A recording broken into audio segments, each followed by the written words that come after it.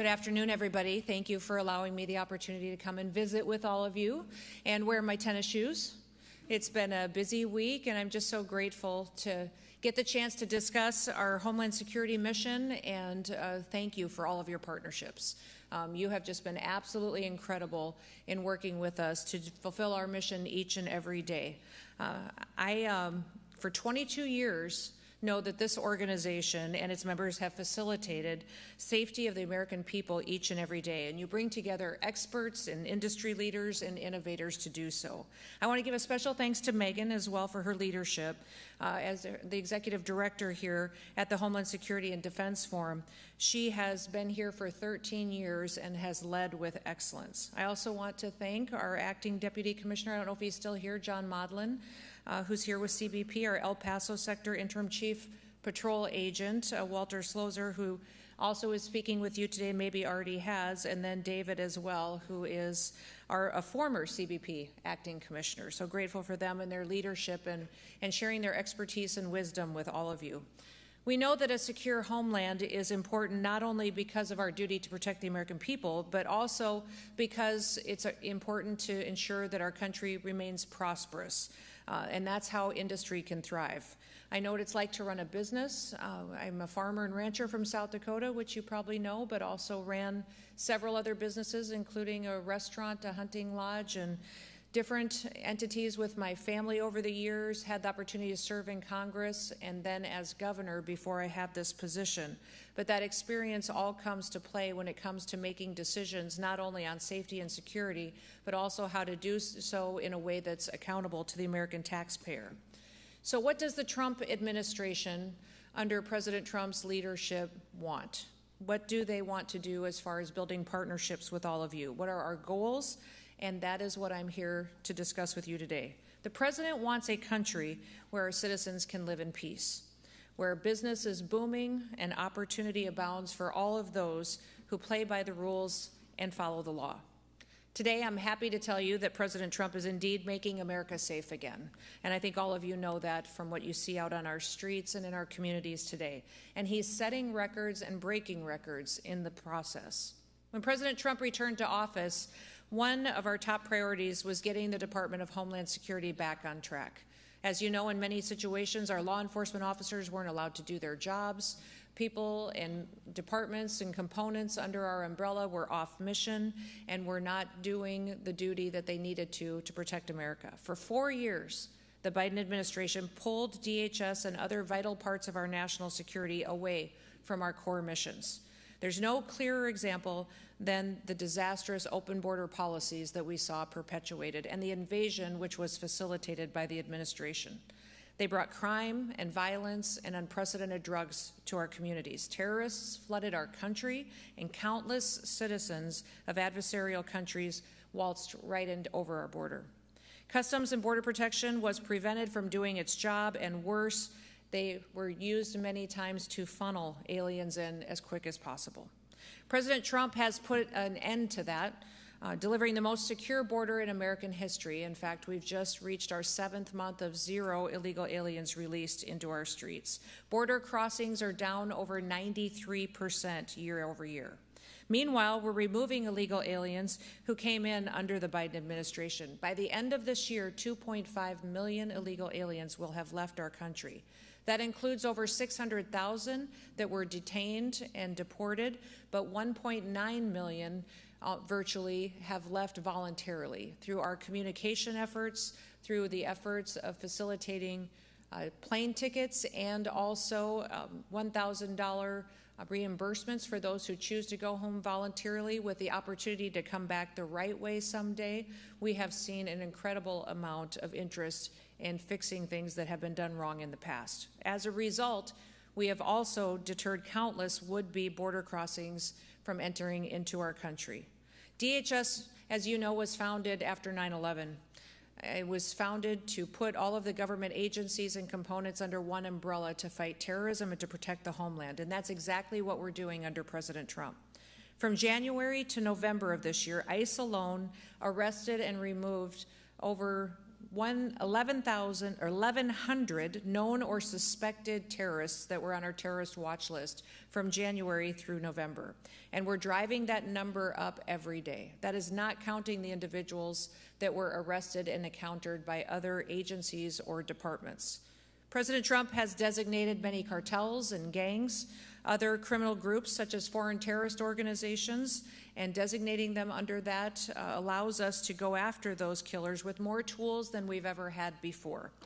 Through our Homeland Security task forces, which I co-lead alongside our Attorney General Pam Bondi, DHS is working with other departments as well as our international partners and organizations to crack down on cartels and terrorists and other transnational criminal organizations.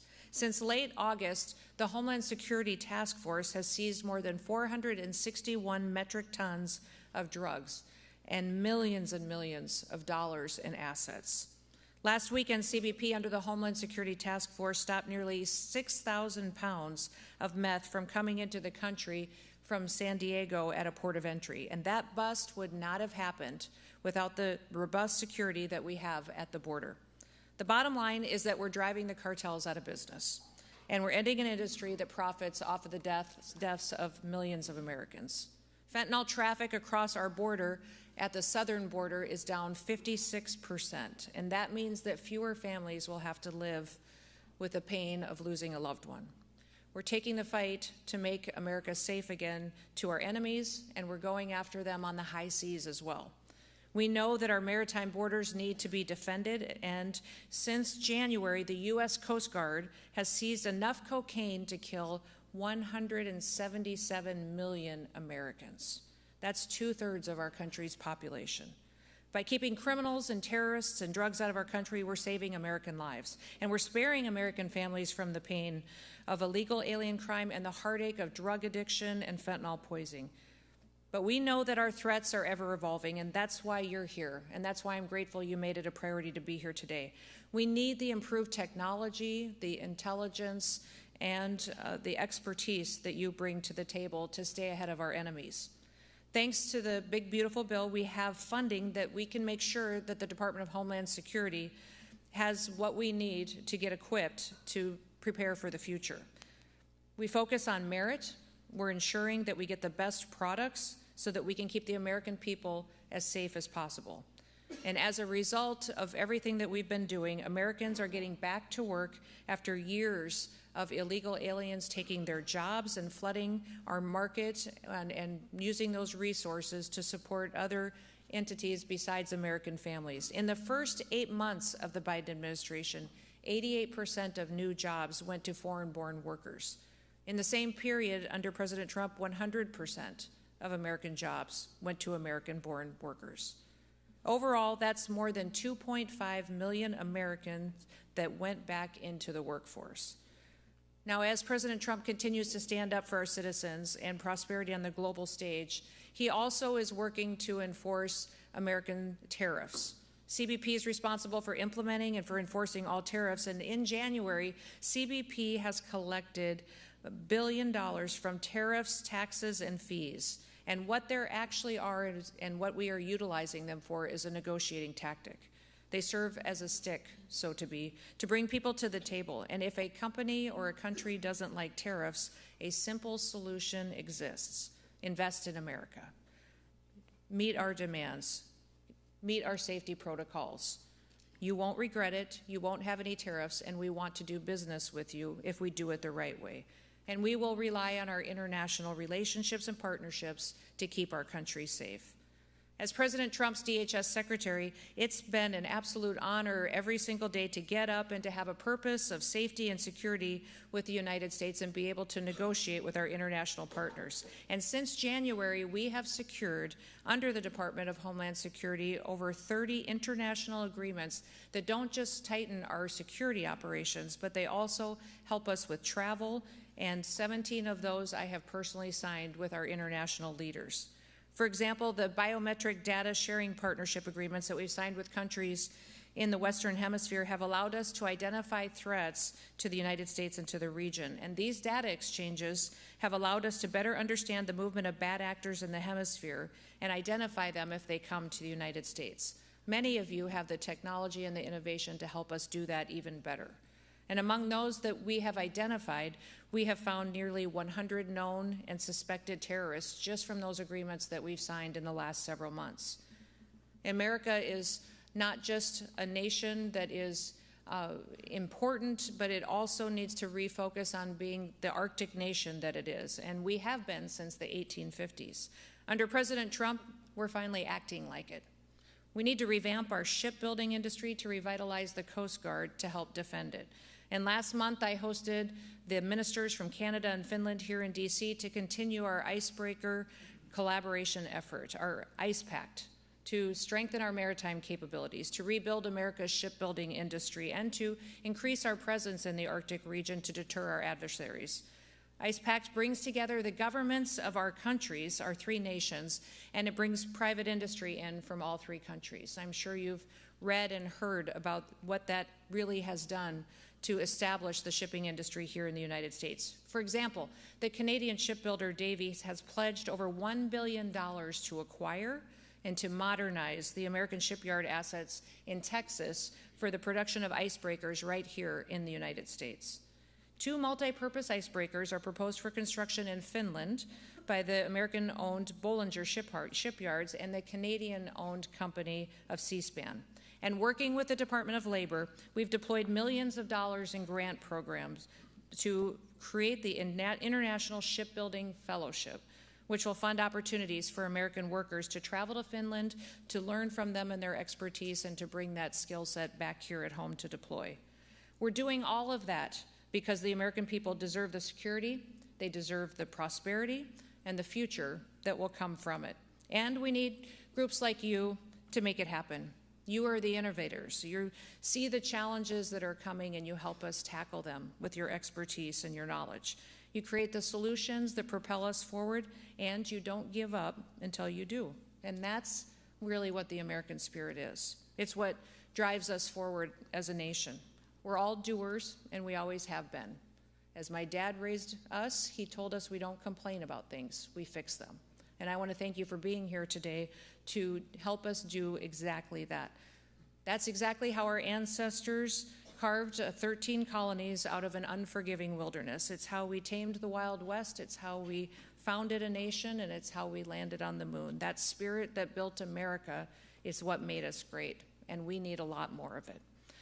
What do we need from industry? We need your technology. We need your wisdom, your expertise. We need agility. We need you to be quick and fast and deploy. Under the Department of Homeland Security, I have personally reviewed over 9,000 contracts myself to ensure that they're not only the correct contracts we should be signing as far as deploying resources, but to do it quickly and be accountable to taxpayers. Know that when you work with us, that it will meet a need that we have to secure the homeland, but also that it will be something that is appropriate and correct, will be evaluated, and will be deployed at an efficiency to the taxpayer. We have saved over $13 billion at the department just by reviewing and renegotiating contracts, making sure that we're doing the right thing and stretching every single dollar as far as we can to take care of people and to keep them safe. We need your new solutions to meet the threats of tomorrow so that we can build an America where we can protect America and where we can uphold the principles and the law for which it was founded. If you care about all of that, and if you want to be a part of the team and continue to help us, gosh, that would be absolutely fantastic. We need you. We face more threats than we ever have before, not just from enemies that are here within our borders, but from those far beyond. Not just from individuals, but from groups, cartels, terrorists, and even other countries that wish to take America out. Our threats are great, but our people are even greater. And I want to thank you for all that you do to help us to achieve safety, but also hope and happiness here for our families that live here. So I just want to thank you all for being here, for what you do, for loving this country, and may God bless you for partnering with us in new ways each and every day. Have a wonderful afternoon. Thank you for giving me a few minutes to visit with all of you. And with that, I will yield back, but does anybody have any questions? I'll take a couple questions before I leave if you've got some. Yes, ma'am. Yep. We have a contract on your desk right now to review the we're going to negotiate a contract right here today. I love it. I want to know what we're going to do to improve and quickly put in place AI-enabled surveillance on our borders to improve the false alarm rate, which is very, very high right now and causing a lot of pain to the folks in the field who need this. Yeah, as you know, we had a plan under Trump 45 to build the wall, and the wall is not just an infrastructure of a primary wall. There's a secondary wall and the technology and surveillance equipment that actually goes with it as well. And as we do that, and this is the largest project that's ever been undertaken, I believe, in the world, to build an infrastructure project of this magnitude. And having the right technology to tell us when there is a threat at that border is important, but also we need to know when it's not a threat and it's something else. So your contract, I don't know the specific one, but I will go look at it. It's not on my desk yet because I just cleared my desk this afternoon. But I will. But that is one thing that we need, is not just technology, but technology that's reliable, that gives us the correct information we need to keep people safe. So we have already done the many contracts to deploy and building of the border, but we are going to continue to allocate those. I think we have put those out faster from the OB3 funding than ever done before as far as the contracting process has gone, but we'll continue to ensure that those systems get installed and online as soon as possible. What else? She shut it down, didn't she? With the yes, sir. Last one, and then I better let you get back to business. Ma'am, not a question, but I'm not going to speak for everybody here, but for me, just want to say keep it up. Oh, thank you. I appreciate it. I appreciate it. Well, God bless you. You have a wonderful day. Thank you, everybody.